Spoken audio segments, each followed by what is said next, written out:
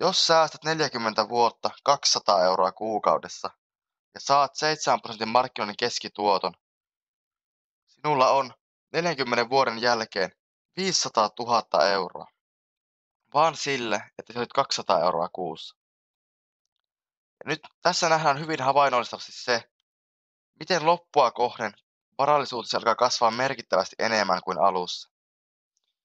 Niin kuin aikaisemmin käytiin tätä lumipalloesimerkkiä, tässä nähdään, miten kun lumipallo on kasvanut isoksi, tarttuu uutta lunta, tässä tapauksessa rahaa, enemmän ja enemmän matkaasi. Ensimmäisen 5 vuoden jälkeen sinulla on noin 15 000 euroa. Siitä mennään 5 vuotta eteenpäin 10 vuoden kohdalle. Sinulla on tullut 20 000 euroa lisää. Nyt sinulla on 34 000 euroa. Eli ensimmäisen 5 ja 10 vuoden välinen 5 vuotta toi sinulle lisää 20 000 euroa.